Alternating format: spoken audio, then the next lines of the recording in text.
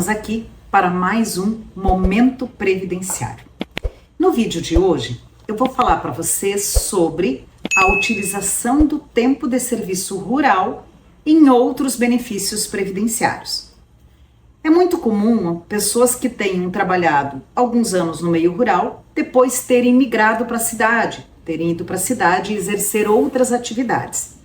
E em muitos casos, essas pessoas podem utilizar esse tempo rural para aposentadoria no INSS ou até mesmo em prefeituras, no estado, em outros órgãos. O tempo rural, ele pode ser utilizado, claro, desde que a pessoa tenha provas de que tenha exercido a atividade rural com a sua família. A atividade rural, ela é reconhecida como fundamental para o desenvolvimento do país. E por isso, desde a lei de 1991, consta que é possível contar com o tempo de atividade rural antes de 1991 para a aposentadoria no INSS. Por exemplo, uma pessoa que trabalhou com a sua família na atividade rural de 1980 a 1990 e depois passou a exercer atividade urbana.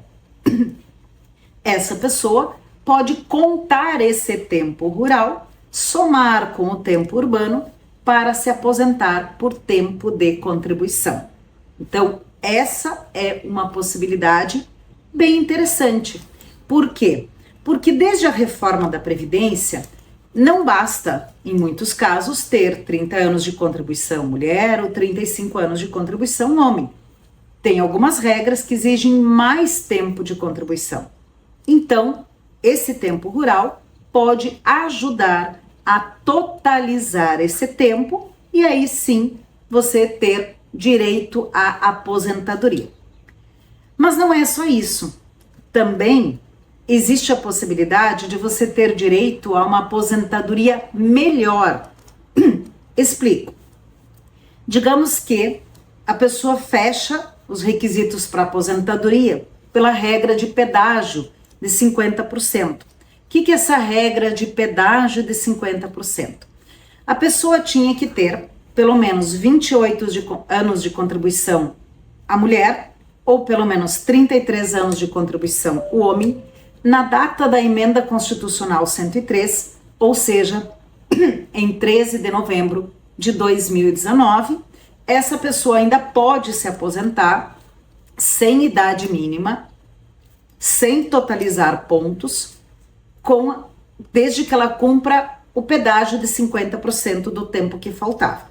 Então, se a pessoa tinha, por exemplo, uma mulher, 28 anos de contribuição, ela precisa, os dois que faltava para os 30 e mais um, que é o pedágio de 50%, mais um ano, ou melhor dizendo, um ano a mais para ela fechar essa regra.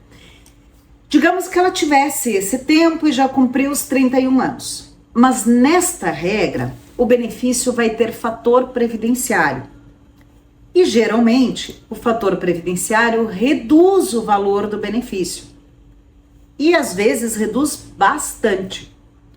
Então, se eu posso contar o tempo rural, ela vai aumentar esse tempo, aumentar o fator previdenciário e aumentar o valor do benefício. Outra possibilidade é, com esse tempo rural, ela pode também chegar na regra de pontos. Aliás, fica a dica aqui que tem um vídeo em que eu explico sobre a regra de pontos, como funciona a regra de pontos. Então, se você não sabe como funciona, vai lá e procura aquele vídeo, dá uma olhadinha depois. Outra dica, inscreva-se aqui no canal do Momento Previdenciário, que você sempre vai estar recebendo informações, ativa o sininho para você sempre receber informações sobre novos vídeos e sobre notícias que a gente traz aqui em matéria previdenciária. Voltando então a falar desse exemplo que eu dava, que a pessoa até pode se aposentar sem esse tempo rural, mas com o tempo rural, o valor do benefício dela vai aumentar. E isso é muito interessante. aumentar o valor do benefício pode ser uma possibilidade com o tempo rural. Assim como ela pode ter, até na soma desse tempo rural, por exemplo, como o benefício é calculado, utilizando-se 60% para a mulher com 15 anos de contribuição, para o homem com 20 anos de contribuição, quanto mais tempo ela tiver, ela sempre vai ter 2% por ano a mais. Então, se ela tiver mais 10 anos, ela sempre vai ter um tempo a mais. Então, contar esse tempo rural é muito interessante. Contar esse tempo rural sempre traz ali, a não ser que a pessoa já esteja no salário mínimo e não vai aumentar o benefício, nas outras hipóteses sempre é uma possibilidade de aumentar o valor. É importante para isso que o advogado faça o cálculo para ver se vale a pena, para ver quanto vai aumentar, para ver se realmente é interessante fazer esse pedido, incluir esse período rural. Talvez vocês pensem assim, mas então é fácil incluir o período rural? Tem que ter provas, tem que ter documentos, tem que ter informações ali. Então, para que se possa incluir o tempo rural, é necessário ter documentos. Quais documentos? Aqueles mesmos documentos que se exige para uma pessoa que quer se aposentar como rural hoje. Ela precisa preencher um formulário chamado autodeclaração, que é um pouquinho complicadinho, e ela precisa também trazer documentos. Que documentos? INCRA, ITR, bloco de produtor. Ah, não guardei os documentos daquela época. Você pode buscar muitas informações em órgãos públicos que têm esse registro. Por exemplo, o registro no INCRA fica lá no sistema, o do ITR fica lá no sistema da Receita Federal, do bloco de produtor a gente também consegue descobrir quando a pessoa se inscreveu no sistema do bloco de produtor, a certidão do registro de imóveis da terra, certidão de casamento, onde consta a profissão de agricultor, certidão de nascimento de filho, onde consta a profissão de agricultor. E todos esses documentos podem ser utilizados ainda que esteja em nome de outra pessoa da família. Então, por exemplo, se eu trabalhei na roça de 80 a 90 e eu era adolescente, eu não tenho documentos em nome próprio, mas eu posso utilizar documentos em nome do pai, documentos em nome da mãe, dessa época para comprovar a atividade.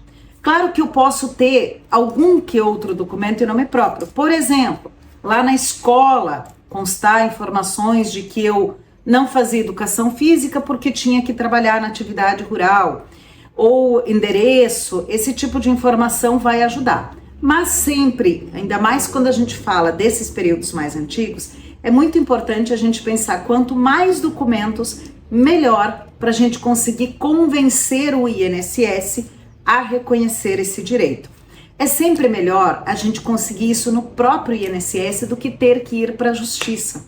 Primeiro porque demora mais tempo, segundo porque pode ter outras interpretações. Então, quanto mais documentação a gente tiver, melhor. Eu quero ainda falar sobre como contar tempo rural depois de 91, mas isso é outro vídeo. Então, se você tem tempo rural antes de 91, vale tudo o que eu falei. Se tem tempo depois de 91, aguarde que eu vou falar sobre isso num outro vídeo, reforçando aqui o convite para você se inscrever aqui no canal, ativar o sininho para estar sempre conosco.